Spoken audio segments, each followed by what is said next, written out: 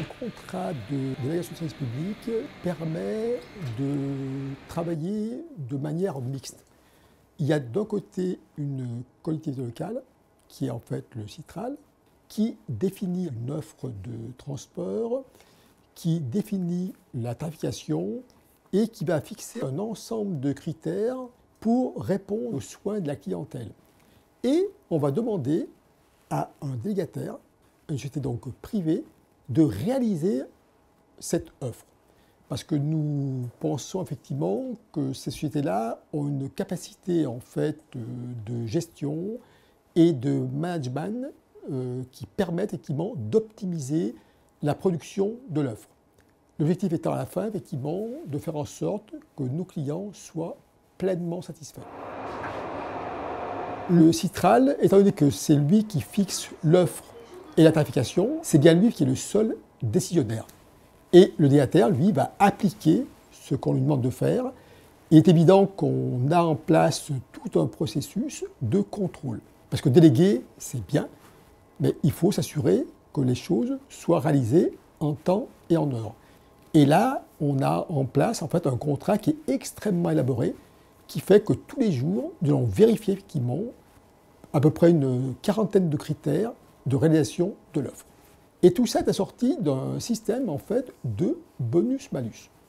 Donc c'est un peu comme une note. On va dire effectivement, nous voulons qu'à Lyon, l'offre soit réalisée à 99%.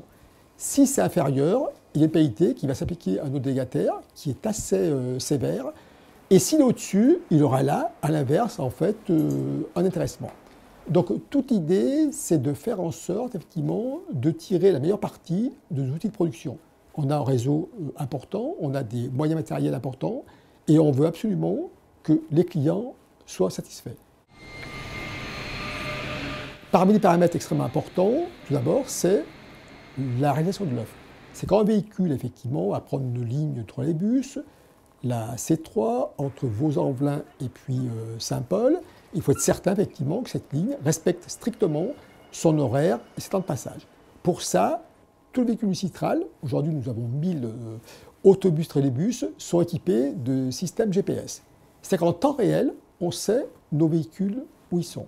Et si le véhicule doit faire un retour parce qu'il y a un problème, on sait le mesurer.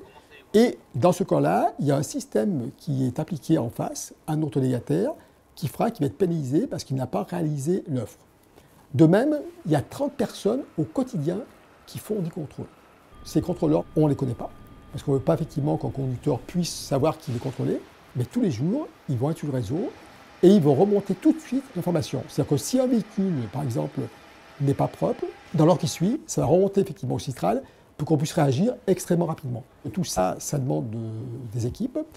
Au Citral, déjà, donc côté autorité de transport, il y a une direction spécifique qu'on appelle la direction de pilotage du contrat, la DPC. Cette direction, aujourd'hui, recouvre 4 personnes, dont 3 ingénieurs, et fait travailler effectivement les autres directions du Citral.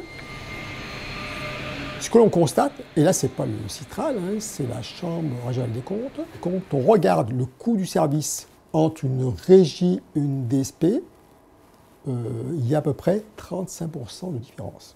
Clairement, à Lyon, le réseau est moins cher que celui de Marseille, par exemple, en coût de conduite de 35%. Nous, ce qu'on peut constater, c'est que notre réseau, c'est le premier réseau de province. Sur le plan européen, on est également très très bien noté. Je suis convaincu que c'est lié à ce principe, effectivement, je dirais un petit peu de public-privé.